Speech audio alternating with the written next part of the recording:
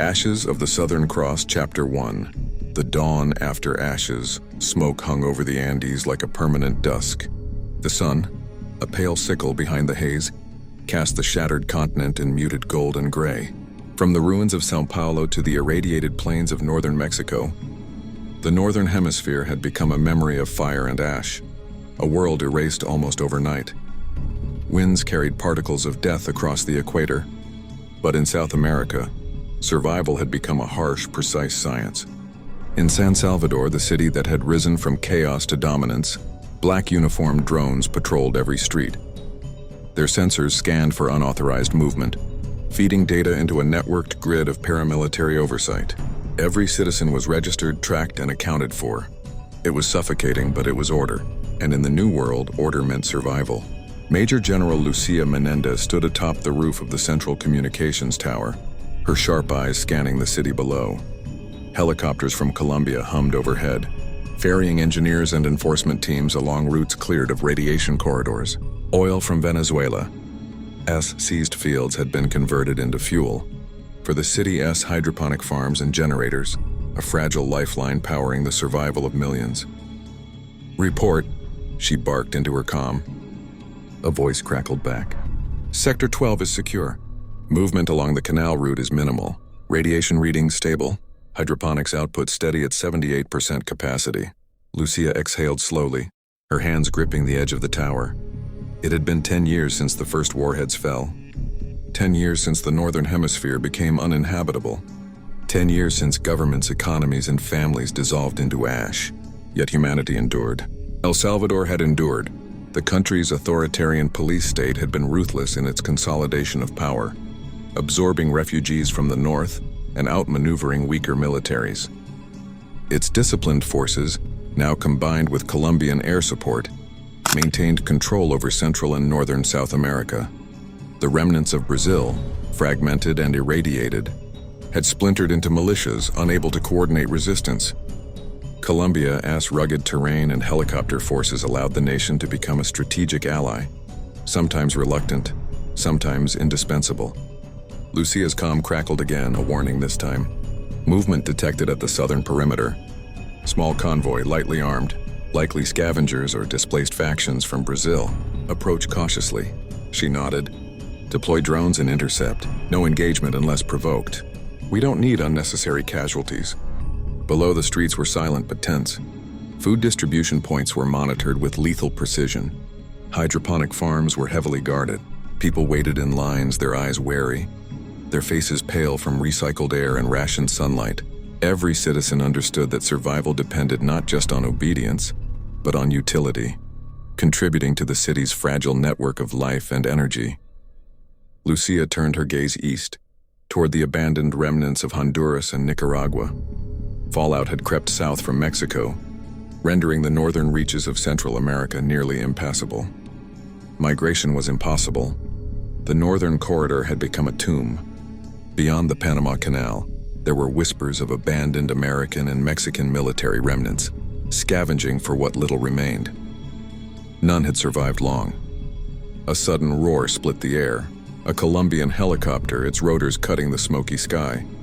Menéndez watched as it landed near the southern perimeter. A single officer disembarked carrying a small sealed crate. "What is it?" she asked. "Venezuelan oil shipment. Enough to power another 5 days of hydroponics at full capacity," he replied. "The southern convoy may be more desperate than we thought. They're moving closer." She exhaled, a mixture of relief and apprehension. In this new world, the line between life and death was measured in days and liters of fuel. Every shipment, every ration, every ounce of control mattered. Lucía Menéndez had seen it all. Cities razed, governments toppled, continents reduced to silent wastelands. Yet from the ashes, a new order had risen. One disciplined, harsh, and unyielding, but functional. And for now, it was enough. Above the city, the drones hummed, the helicopters rotated, and the black veil of smoke from the north lingered. A reminder that the world beyond South America was lost. But here in the Southern Hemisphere, humanity endured. It was not the beginning of the end, but the end of the beginning. The fight for survival had only just begun. Chapter 2, Brazil. April 23, 2037, Brazil lies fractured. Major coastal cities were struck or heavily contaminated. Port facilities are crippled and much of the Navy lies burned or abandoned. Inland, some agricultural regions remain marginally productive, but are cut off by radiation corridors, banditry, and collapsing logistics. Central command no longer exists as a single unified state. What remains are city-states, militias, and warlord enclaves that control pockets of territory and vital resources. Many professional military units were destroyed in the opening strikes. Surviving forces are locally based, poorly coordinated, and desperate for fuel, spare parts, and legitimacy. Those weaknesses make Brazil both dangerous, because of terrain and guerrilla tactics, and vulnerable to a coordinated, well-supplied external campaign. Scene War Room, San Salvador. Night, the map table glowed under low light, a torn cartography of a continent stitched with red and white pins. Lucía Menéndez stood at the head, palms flat on laminated paper.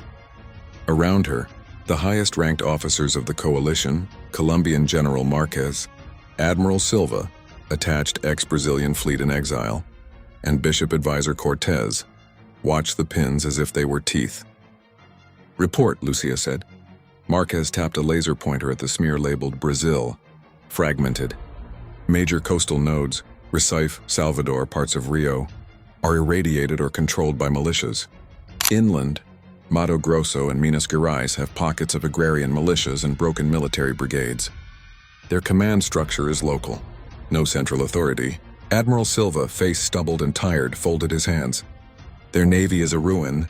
A few corvettes survive, moored and immobilized. Air capability is near zero. Gasoline and skilled pilots are scarce. If we deny them fuel, they cannot consolidate. Right now, they are a collection of small fires. Containable. Bishop Cortez cleared his throat. His cassock was modified with Kevlar seams. His voice carried the calm of scripture and the certainty of doctrine. "Venezuela is the fulcrum," he said. "Control the oil and you control what feeds cities. What powers tractors? What keeps lights for hospitals? Oil buys loyalty. Oil buys priests, bread, and radios." Lucía tapped a pin over Venezuela. "Oil fields. We secure the fields, we secure energy. The people we bring under order will see the difference. We need legitimacy, and the church gives it. The Spanish coalition brand will present this as restoration, faith, law, and Roman discipline." Marquez's eyes brightened. "Once Venezuela is pacified and the flow reestablished, we supply fuel to allied enclaves inside Brazil. We finance and equip friendly commanders, buy off minor militias, and then, with air mobility from Colombia and enforcement from our police battalions, surgically eliminate resistance." Silva added, "We will need Spanish-speaking allies across the South, former regional leaders, ex-colonial families, the new Legion units. Call it a rebirth, a new Hispania. Branding matters. People rally to ritual." Bishop Cortez smiled without humor. "And the church stands ready to shepherd what order we deliver. There will be pardons, rites, and public penance. In exchange, loyalty. Civilization must be framed as salvation." Lucía closed her fist over the table. "So the plan is clear. Secure Venezuelan oil. Distribute it as leverage. Build the new Hispania coalition around military efficiency and Catholic legitimacy.